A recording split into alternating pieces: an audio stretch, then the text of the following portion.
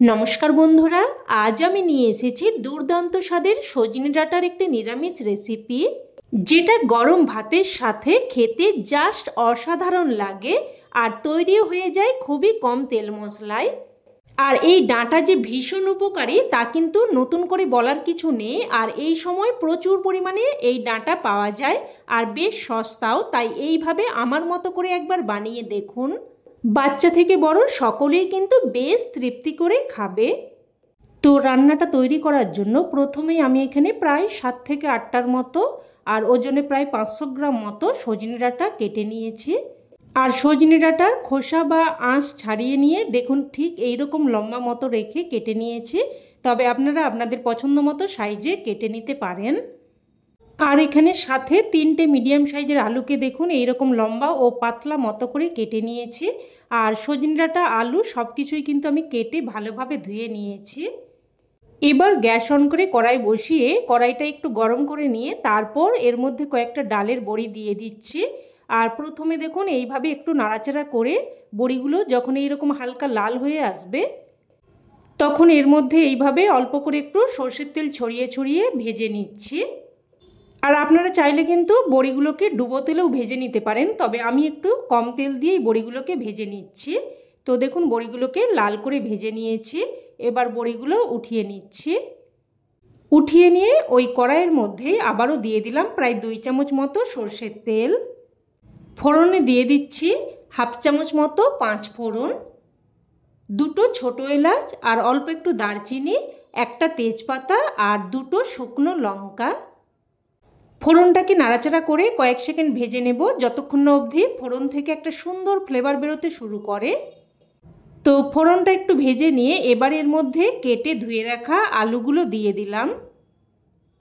আলুগুলো দিয়ে নাড়াচাড়া করে একটু মিশিয়ে নিয়ে এবার একটা ঢাকনা দিয়ে দিয়ে আলুগুলোকে প্রথমে প্রায় 2 থেকে 3 মিনিট মতো ভেজে নেব।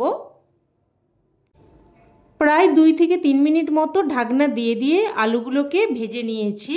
দেখুন আলুগুলো হালকা ভাজা মতো হয়েছে। এবার এই পর্যায়ে কেটে ধুয়ে রাখা সজনে ডাঁটাগুলো দিয়ে দেব। যেহেতু সজনে ডাঁটার থেকে আলু সেদ্ধ হতে বেশি সময় লাগে, তাই আলুগুলো একটু ভেজে নিয়ে তারপরে সজনে ডাঁটাগুলো দিতে হবে। তো সব কিছু নাড়াচাড়া করে মিশিয়ে নিয়ে এবার আবারও একটা ঢাকনা দিয়ে 2 মিনিট মতো আলু সজনে ডাঁটা ভেজে নেব। তো প্রায় 2 মিনিট মতো ঢাকনা দিয়ে আলু আর সজনে ডাঁটাগুলোকে ভেজে নিয়েছি। দেখুন সজনে ডাঁটাগুলো কিন্তু হালকা ভাজা মতো হয়েছে। এবার এখানে দিয়ে দিচ্ছি হাফ চামচ মতো আদা বাটা, হাফ চামচ মতো কাঁচা লঙ্কা বাটা আর অল্প একটু করে প্রায় 1/3 চামচ মতো জিরের গুঁড়ো ধনের গুঁড়ো দিয়ে দিচ্ছি। হাফ চামচ মতো হলুদ গুঁড়ো দিয়ে দিচ্ছি আর অল্প একটু প্রায় 1/3 চামচ মতো কাশ্মীরি লঙ্কার গুঁড়ো দিয়ে দিলাম। আর দিয়ে দিলাম স্বাদ অনুযায়ী লবণ আর সাথে অল্প একটু জলও দিয়ে দিলাম। আর আপনারা কিন্তু কাশ্মীরি লঙ্কার গুঁড়োটা বাদ দিয়েও রান্নাটা করতে পারেন। সব কিছু নাড়াচাড়া করে ভালোভাবে মিশিয়ে নিয়ে এবার একটা ঢাকনা দিয়ে দিয়ে মশলাটাকে ভালোভাবে কষিয়ে নেব। তো প্রায় 2-3 মিনিট ধরে ঢাকনা দিয়ে দিয়ে মশলাটাকে সবজির সাথে ভালোভাবে কষিয়ে নিয়েছি। আর এর মাঝে কিন্তু আমি একবার ঢাকনা তুলে নাড়াচাড়া করে দিয়েছিলাম। আর দেখতেই পাচ্ছেন মশলাটাকে সবজির সাথে বেশ কিন্তু ভালোভাবে কষিয়ে নিয়েছি। এবার এখানে প্রায় 1 বাটি মতো গরম জল দিয়ে দিচ্ছি।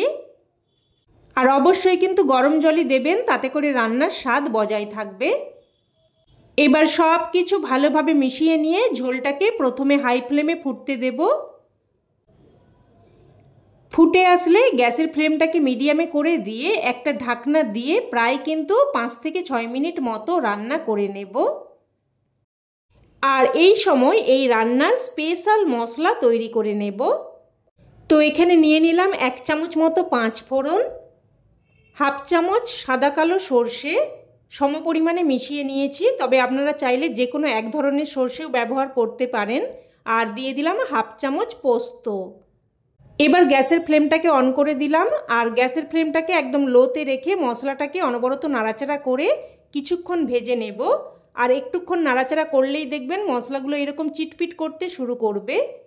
আর তখনই কিন্তু সাথে সাথেই মশলাটাকে নামিয়ে নিতে হবে, না হলে কিন্তু মশলাটা বেশি পরিমাণ পুড়ে ফ্লেভারটা নষ্ট হয়ে যেতে পারে। এবার মশলাটাকে একটু ঠান্ডা করে নিয়ে তারপর এই রকম একটু দানা মতো রেখে গুঁড়ো করে নিয়েছি। তবে খুব বেশি মিহি করে কিন্তু গুঁড়োটা করার প্রয়োজন নেই। এবার এদিকে প্রায় কিন্তু 5 থেকে 6 মিনিট মতো ঢাকনা দিয়ে রান্না করে নিয়েছি।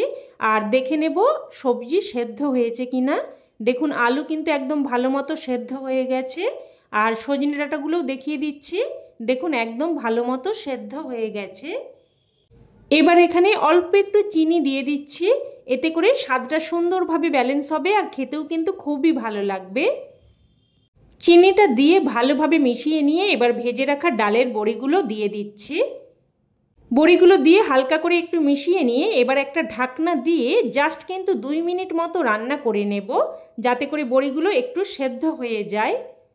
তো ঢাকনা দিয়ে প্রায় 2 মিনিট মতো রান্না করে নিয়ে এবার দেখুন সেই গুঁড়ো করে রাখা স্পেশাল মশলা দিয়ে দিলাম। আর এই স্পেশাল মশলা এই রান্নার স্বাদকে কিন্তু অনেক গুণ বাড়িয়ে দেবে। আপনারা হয়তো অনেক রকমভাবেই সজনে ডাঁটা আলুর তরকারি রান্না করে খেয়েছেন, তো এইভাবে যদি কোনো দিন বানিয়ে না থাকেন অবশ্যই কিন্তু এইভাবে একবার বানিয়ে দেখবেন।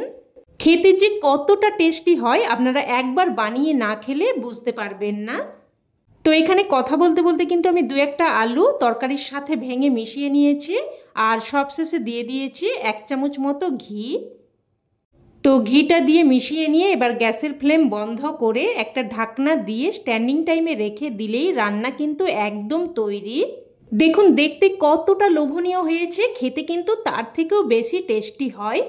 এই গরমের দুপুরে এই রকম একটা রেসিপি থাকলে আর কিন্তু কোনো কিছুই লাগবে না। সমস্ত ভাত এই একটা পদ দিয়েই খাওয়া হয়ে যাবে। তো বন্ধুরা রেসিপি কেমন লাগলো অবশ্যই কমেন্টে জানাবেন। আর ভালো লেগে থাকলে প্লিজ একটা লাইক দিয়ে দেবেন, আর চাইলে বন্ধুবান্ধব আত্মীয় স্বজনদের সাথে শেয়ারও করতে পারেন।